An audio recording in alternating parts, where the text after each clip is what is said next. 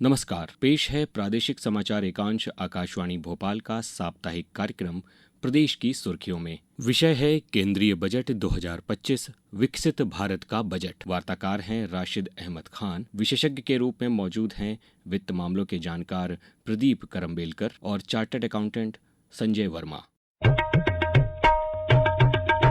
सुर्खियों में 1 फरवरी को केंद्रीय वित्त मंत्री निर्मला सीतारमण ने लोकसभा में 2025-2026 का आम बजट पेश किया। राष्ट्रीय जनतांत्रिक गठबंधन सरकार के तीसरे कार्यकाल का प्रथम और अपना लगातार 8वां बजट पेश करते हुए वित्त मंत्री ने कहा कि बजट का लक्ष्य विकास में तेजी लाना, समावेशी विकास सुनिश्चित करना, निजी क्षेत्र के निवेश में वृद्धि और मध्यम वर्ग की खर्च करने की क्षमता बढ़ाना है। बजट कैसा रहा, इसकी क्या विशेषताएं हैं, इसमें कैसे हर वर्ग का ख्याल रखा गया, बजट में कैसे 2047 तक विकसित भारत की झलक दिखती है, इन तमाम सवालों के जवाब और बजट को आसान भाषा में समझाने के लिए हमारे साथ मौजूद हैं 2 खास मेहमान, वित्त मामलों के जानकार प्रदीप करम्बेलकर जी और जाने माने कर सलाहकार संजय वर्मा जी। आप दोनों का ही बहुत स्वागत है सर। धन्यवाद सर। प्रदीप जी, सबसे पहले आपसे ही मैं पहली जो प्रतिक्रिया है केंद्रीय बजट पर वो लेना चाहूंगा। केंद्रीय बजट पर आपकी पहली प्रतिक्रिया। बहुत सालों बाद सर केंद्रीय बजट ऐसा आया है जिसमें नेगेटिव ढूंढना थोड़ा मुश्किल है जी। पॉजिटिव बजट है और पूरा बजट जो है ईज ऑफ डूइंग बिजनेस पर आधारित है। चाहे वो कर संबंधी हो या एमएसएमई में सुविधाएं देने की बात हो या लोन के अमाउंट्स को बढ़ाने की बात हो या ऐसे प्रावधानों को समाप्त करने की बात हो जिनका ज़्यादा उपयोग नहीं होता है या टैक्स में फाइलिंग में आपको सुविधा देने की बात हो। पूरा विचार जो सरकार का है वो ये है कि हम ईज ऑफ डूइंग कैसे कर सकें, कैसे हम साधारण नागरिक को इनकम टैक्स जैसे सब्जेक्ट पर, इनकम टैक्स के संबंध पर या किसी भी प्रकार की इकोनॉमिक उसमें किस तरह से इजी वे में सब चीज़ें कर पाएं। और यही इस बजट को सुनने के बाद मुझे सबसे पहले लगा कि सरकार की पूरी मंशा सरलीकरण जिसको हम कह सकते हैं, अपनी अर्थव्यवस्था का और आर्थिक विश्लेषणों का सरलीकरण जो भी हम प्रैक्टिस करते हैं उसका सरलीकरण कैसे किया जा सकता है उस पर ही आधारित है। जी जी। संजय वर्मा जी, आपने भी बजट भाषण सुना है, आपकी प्रतिक्रिया क्या है और आप क्या सबसे बड़ी खूबी मानते हैं इस बजट की? मेरे ख्याल से अभी तक जो जैसे बोल रहे हैं 8वां बजट पेश किया है जी। इन पिछले 7 बजट में कोई ना कोई वर्ग ऐसा रहता था जो कि असंतुष्ट टाइप का रहता था कि इस बार इनकम टैक्स में कुछ नहीं किया, इस बार इस वर्ग इस सेक्टर को तो देखा ही नहीं।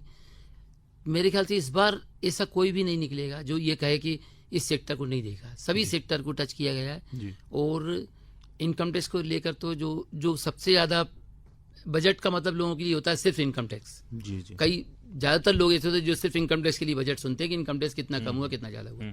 तो वो तो सभी वर्ग जो है, चाहे वो सीनियर सिटीजन हो, चाहे वो कोई भी वर्ग का हो, सभी वर्ग के लिए वो एकदम प्रसन्न हो गया कि मज़ा आ गया कि जैसे बजट सुन के तबीयत खुश हो गई। जी। प्रदीप जी, केंद्रीय बजट में जो वित्त मंत्री हैं उन्होंने विकास के 4 इंजनों की पहचान की है, उनकी बात की है। वो कौन से हैं? कृषि, एमएसएमई, निवेश इन्वेस्टमेंट और निर्यात। इसका क्या अर्थ है और जो बजट है उस पे इन चारों पर किस तरह फोकस किया गया है? देखिए, अगर आप इसको ध्यान से देखें तो अगर एक एक क्षेत्रों को लेते चलें जी तो इस बार रक्षा बजट को कम करके, जी, क्योंकि रक्षा बजट हमेशा अनयूज्ड हो रह जाता बिल्कुल था, बिल्कुल, तो उसको उन्होंने एलोकेट किया है इन 4 इंजनों में। जी। अब भारत में ये बहुत आसानी से एक तरह से देखा गया है कि अब ये बिल्कुल सुनिश्चित हो गया है कि भारत अब कृषि से एमएसएमई की ओर भी बढ़ता जा रहा है। अब केवल कृषि प्रधान देश हम नहीं बचे। जी जी। अब हम उतने ही इन्वेस्टमेंट फ्रेंडली देश भी बनने की कोशिश कर रहे हैं ताकि बाहर का फंड हमारे यहाँ आए।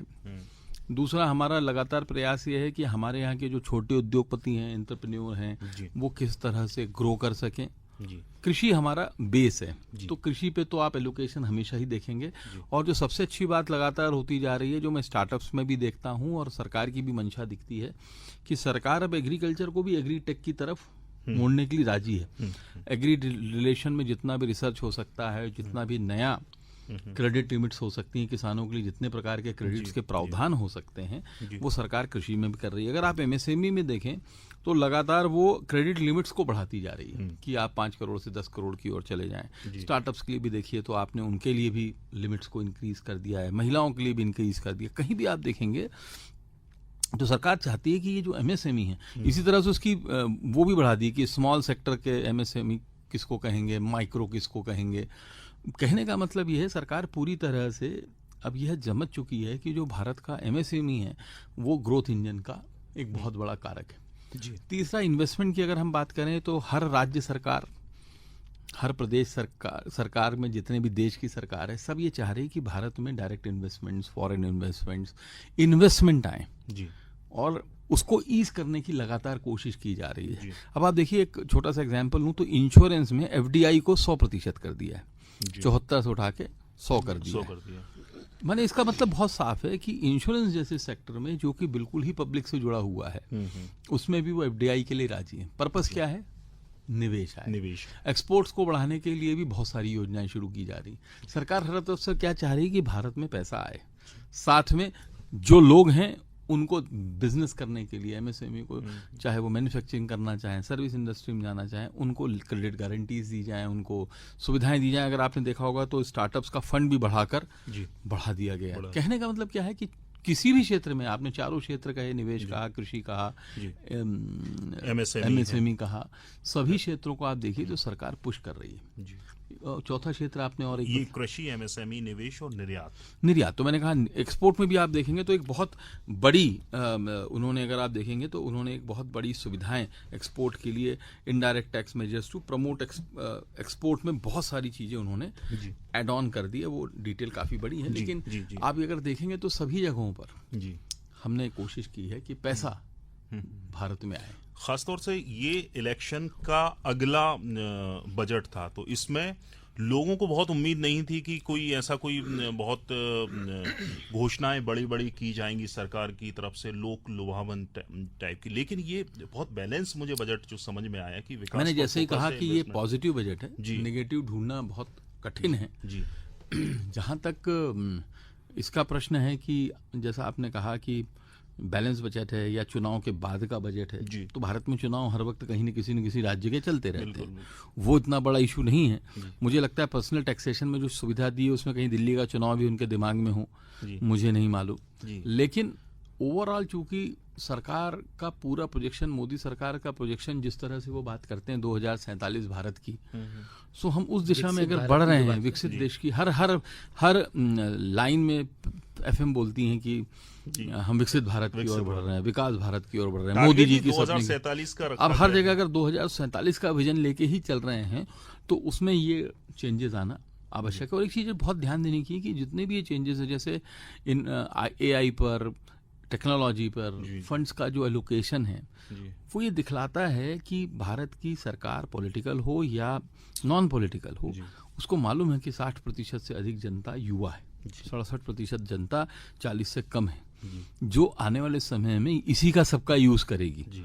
तो नेचुरली उसको फोकस करना, उस पर फोकस करके चीज़ों को आगे बढ़ाना।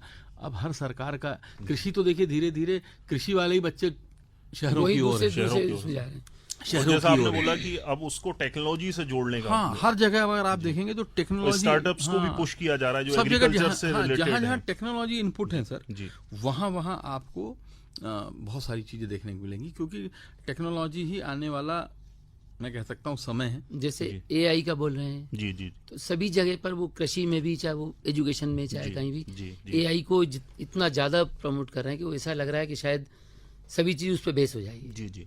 संजय जी, मेरा जो सवाल है आपसे अगला यही है कि 7 लाख तक की लिमिट थी पहले, जो आयकर दाताओं को बड़ी मांग थी कि इसको 8 कर दिया जाए, 9 कर दिया जाए, 10 कर दिया जाए, सीधे 12। 10 से ज्यादा किसी ने एक्सपेक्ट किया ही नहीं, 10 से डिमांड ही नहीं करी, ये सीधे 12 लाख किया गया है। बिल्कुल। इससे किस तरह से जो है वो मध्यम वर्गीय परिवारों की जो आय और उसकी खपत है उसमें वृद्धि होगी, और बाजार में किस तरह से पुश होगा, इसका पूरा गणित, क्योंकि आप ये सब काफी लंबे समय से जुड़े हुए हैं। एक बहुत पुराना एक हुआ करता था, कोटेशन चलता था कि किसी ऐसा कहा जाता था कि अगर मनी को मार्केट में लाना है, मार्केट को उठाना है, तो सिर्फ आप एक जगह 10 मजदूर लगा के गड्ढे खुदवा दीजिए जी और उसी अगले दिन उन्हीं मजदूर को बुलाकर या अगले मजदूर बुलाकर गड्ढे भरवा दीजिए। जी जी तो जो आप उनको लेबर पेमेंट करेंगे और जो पेमेंट, उससे इकोनॉमी, एक छोटा सा एग्जाम्पल हुआ करता था काफ़ी साल पहले, उससे जो इकोनॉमी बढ़ती है। जी इसी तरीके से अगर इसको इस दृष्टिकोण से देखें तो जो 7 लाख से बढ़ा के 5 लाख किया है, 12 लाख किया, 5 लाख बढ़ा दिया प्लस, गया। 5 लाख जो प्लस किया है, वो 5 लाख प्लस होने से अगर मेरे पास हाथ में पैसा रहेगा जी तो वो कहीं ना कहीं फ्लो होगा। जी मैं या तो बाहर घूमने जाऊंगा, कोई चीज़ परचेस करूंगा, जी। अपने ऊपर खर्च करूंगा, घर में बच्चों के ऊपर खर्च करूंगा, कुछ भी करूंगा। तो मेरे ख्याल से जो ऐसा सुनने में आता है लोगों का कि अगर इनकम टैक्स कम कर देते हैं तो टैक्स कम होने से डिपार्टमेंट मतलब गवर्नमेंट को घाटा हो सकता है, क्योंकि पैसे की कम कमी हो। लेकिन मुझे ऐसा नहीं लगता, क्योंकि जो पैसा इनकम टैक्स से बचेगा, जो लोग आज 5 लाख 7 लाख खर्च करने की दम रखते थे, वो 12 लाख खर्च करने की दम रखेंगे। तो 12 लाख के बाद जो उनके पास पैसा बचेगा, 5 लाख का एक्सेस बचेगा, एक्सेस मार्केट में आएगा। वो जब मार्केट में आता है तो मल्टी पॉइंट जीएसटी मिलता है, वो भी जीएसटी भी गवर्नमेंट का ही पार्ट है। तो अगर यहाँ से हमने छोड़ा है तो मल्टी पॉइंट जीएसटी जो हमारे पास आ रहा है, चाहे वो किसी भी जगह यूज़ करेगा, उसको जिस तरह से टैक्स मिलेगा, वो टैक्स को गवर्नमेंट को भी फायदा है, जी प्लस लोगों को रहन सहन की जो स्तर है वो काफ़ी कुछ हद तक उससे बढ़ेगा। जी जी जी क्योंकि अभी तक जो होता था, लोग उस पैसे उस लिमिट तक खर्च कर पाते थे। जी अच्छा, दूसरी एक चीज़ और इसमें, जिस तरह से नए टैक्स रेट लेकर आए, जी इतना टैक्स रेट में हाइक आज तक कभी नहीं हुआ। कि बिल्कुल जो लोग एक्सपेक्ट, शायद मैं मुझसे भी पूछा गया, मैंने भी एक्सपेक्ट ये किया था कि 15 लाख तक 15 लाख के बाद 30% है, तो हो सकता है 15 के 25% जोड़ के 15 to 18 का एक स्लैब और दे दें, उसके बाद 18 के ऊपर 30% है। लेकिन जिस तरह से एकदम ही बढ़ा दिया है, तो ये सब चीज़ें कहीं ना कहीं जैसा पैसा आएगा वो पैसे का यूज़ कर पाएंगे लोग, और वो मार्केट में ही आएगा, उसका गवर्नमेंट को ही कहीं ना कहीं फायदा मिलेगा, प्लस बाकी जो लोग सभी को बेनिफिट मिलेगा। अच्छा, अगर 12 लाख तक की आय वाले जो हैं उनको अनुमानित कितना फायदा होगा, कितने हजार का फायदा होगा एक साल में होगा? लेकिन ये 2026 में ही, 2026 अभी तो नहीं होगा, फाइनेंशियल लेकिन ईयर, कितना ये जो होगा? बजट होता है वो फाइनेंशियल ईयर 25-26 जी। मतलब 25-26 के लिए, इसमें जो 1 लाख रुपए साल के हिसाब से जो बचत हो रही है, जी जो सैलरीड एम्प्लॉई हैं उनके लिए 12,75,000 काउंट किया जाएगा, क्योंकि 75,000 का स्टैंडर्ड डिडक्शन वो अलग से है उनको। ठीक है। तो नॉर्मल के लिए 12 लाख रुपए, और जो सैलरीड एम्प्लॉई है उनके लिए 12,75,000 रुपए, सैलरीड प्लस पेंशनर्स। जी जी तो 12,75,000 या 12 लाख जो बात कर रहे हैं, पहले जो टैक्स लगता है, अगर आप 12 लाख के हिसाब से लगाए तो करीबन 30 से 35,000 रुपये टैक्स का फर्क पड़ा है। जी और जितना ज़्यादा आप आगे जाते जाएंगे, 60,000 तक का इफेक्ट आया है टैक्स पर। जी मतलब एक परिवार में अगर एक व्यक्ति की आय अगर 12 लाख है तो उसको करीबन 60 से 70 हजार रुपए का फायदा 5,000 रुपये महीने उसने एडिशनल टैक्स का बचा लिया, हाँ जो पैसे को वो कहीं भी यूज कर सकता है, कर सकते। टैक्स का पैसा। तो उसके लिए कहीं ना कहीं फर्क पड़ेगा ही पड़ेगा। ठीक है। प्रदीप जी, बजट में जो शिक्षा और स्वास्थ्य की अगर हम बात करें, उस तरफ सरकार का क्या फोकस है और किस तरह से एलोकेशन किया गया है, और क्या कुछ नया दिख रहा है? दोनों ही सेक्टर बहुत इंपॉर्टेंट है, स्वास्थ्य भी और शिक्षा। सबसे पहले मैं शिक्षा की बात कर लेता हूँ। जी तो 5 national centres for excellence for skilling जी सेटअप किए जा रहे हैं, जिससे ग्लोबल एक्सपर्टीज बढ़े और make for India and make for the world जी मैन्युफैक्चरिंग की हम विचारधारा को आगे बढ़ा सकें। जी दूसरा किया गया है additional infrastructure to be created in 5 IITs। हमने लगभग 6,500 सीट्स और बढ़ाने का अलग IITs में जी प्रावधान किया गया है। Centre for excellence in artificial intelligence education, इसमें 500 करोड़ दिए गए हैं। बहुत बड़ा आर्टिफिशियल बहुत बड़ा तो नहीं है, पर शुरुआत है। देखिए और ये जरूरी भी है। नहीं सर, यही आगे का भविष्य है। हाँ, AI है भविष्य है। 2 साल बाद जब हम अगले बजट या उसके अगले बजट में कभी बैठेंगे, जी तो अवतार के रूप में बैठेंगे या हम कैसे बात कर रहे होंगे ये मुझे नहीं मालूम, लेकिन the way artificial intelligence and robotics all are increasing, मुझे ऐसा लगता है कि आने वाला समय बच्चों के लिए वही है, और उस पर जितना अधिक रिसर्च, जितना अधिक भारत उस पर आगे बढ़ पाएगा, हम आगे हो पाएंगे। और एक जो मुझे लगता है कि जो एडिशनल सीट्स बढ़ाने को कहा है, 10,000 additional seats to be added in medical colleges and hospital in next year, और 5 साल में 75,000 सीट, और ये एक बहुत बड़ा एडिशन है, क्योंकि हमेशा से ही हम सुनते चले आ रहे हैं कि भारत में डॉक्टर्स की संख्या कम है, पर व्यक्ति पर डॉक्टर्स कम हैं। जी। तो 75,000 सीटें अगले 5 साल में आने वाली हैं, जो कि बहुत इंपॉर्टेंट है। अगर मैं हेल्थ की बात करूं जी। डॉक्टर्स के अलावा, तो जो मुझे सबसे बेहतर लगा है वो जैसे कैंसर जैसी जितनी भी बीमारियां हैं, गंभीर बीमारी, उनकी जो 36 दवाइयां हैं वो पूरी तरह से ड्यूटी फ्री कर दी हैं। जी। ये एक बहुत अच्छा और पॉजिटिव थॉट प्रोसेस है कि अपन अगर कैंसर जैसी बीमारी से पीड़ित होते हैं तो हमारे साथियों को, इसके अलावा सभी जिला चिकित्सालयों में डे केयर कैंसर सेंटर की स्थापना है। और यह भी मेरे को लगता है हेल्थ सेक्टर में एक नवीनता है कि कैंसर को जिस तरह से हमारे देशों में कैंसर बढ़ रहा है, उसको हर जिला चिकित्सालय में डे केयर की व्यवस्था की जा रही है। अगर कीमो लगता है तो भी हाँ, वो सारी सुविधाएं, जरूरत क्योंकि नहीं, daycare में जाके क्योंकि बहुत जरूरी है। जी। जिस तरह से कैंसर, और हर व्यक्ति बड़े शहर में नहीं आ सकता और हर व्यक्ति जा नहीं सकता, जी। तो मुझे लगता है कि ये एक बहुत ही अच्छा स्टेप है और बहुत प्रोग्रेसिव स्टेप है। जी जी जी। संजय जी, हम एमएसएमई की तरफ रुख करें और एमएसएमई की जो गारंटी के साथ दिए जाने वाला जो लोन है वो 5 करोड़ से बढ़ाकर जस्ट डबल 10 करोड़ कर दिया गया है। इससे जो लघु उद्योग हैं और जो रोजगार है वो कितना बेहतर होगा, रोजगार के कितने मौके बढ़ेंगे, बनेंगे, और जो लघु उद्योग है उसमें किस तरह से विकास होगा? अपन सबसे पहले तो ये देखें कि जो एमएसएमई जो हैं वो एमएसएमई या स्टार्टअप्स जो हैं जी। ये बहुत छोटे स्टेज पर, छोटे लेवल पे काम शुरू करते हैं। जी। कोई 5 लोगों को रोजगार देता है, कोई 10 को देता है, कोई 20 को देता है। जी जी जी। और ये जो लोन जो मिलता है, गारंटी लोन जो मिल रहा है, जी। ये लोन जिसको बढ़ा के लिमिट बढ़ाई है, डबल कर दी। डबल लिमिट करने से मेरे पास वर्किंग कैपिटल आती है। जी। वो वर्किंग कैपिटल जब मेरे पास आई तो स्वाभाविक बात है कि मैं मशीनें, अगर मेरे पास उपयोग करी मशीन बढ़ाऊंगा, इंफ्रास्ट्रक्चर बढ़ाऊंगा। उस इंफ्रास्ट्रक्चर बढ़ाने के साथ साथ मेरे पास अगर 5 एम्प्लॉय काम कर रहे हैं तो मैं उनको 10 रखूंगा। जी। तो कहीं ना कहीं जाके इफेक्ट ये होगा कि सभी चीज़ डबल होगी। जी। मेरा प्रोडक्शन डबल होगा, जो भी मैं कर रहा हूँ, मेरे वर्कर्स मेरे पास डबल होंगे, मेरे पास इंफ्रास्ट्रक्चर डबल होगा। तो हर चीज़ जो डबल होगी, तो कहीं ना कहीं अगर रोजगार के पॉइंट ऑफ व्यू से देखें, रोजगार को भी मैं बढ़ावा दे रहा हूँ। जो आधे लोगों को रोजगार मिलता है उससे ज़्यादा मिलेगा। प्लस कई लोग कुछ ऐसे स्टार्टअप से जो कि उस लिमिट में हो ही नहीं पाते थे।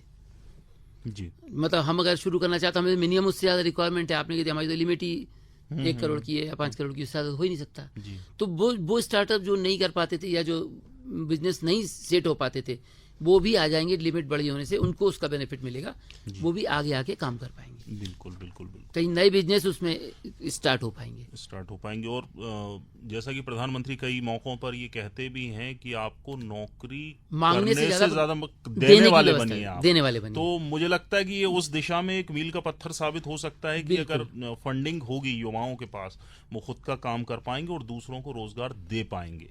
अभी हम रोजगार मांगने के लिए वहाँ लाइन, रोजगार कार्यालय में लाइन लगाते थे। जी जी। अब लोग वहाँ ना लगा के उनको रोजगार मिलता रहेगा, तो वो कहीं ना कहीं स्टार्ट इस तरह से कर पाएंगे कि अपने परिवार को भी संभाल लेंगे और खुद भी संभाल पाएंगे।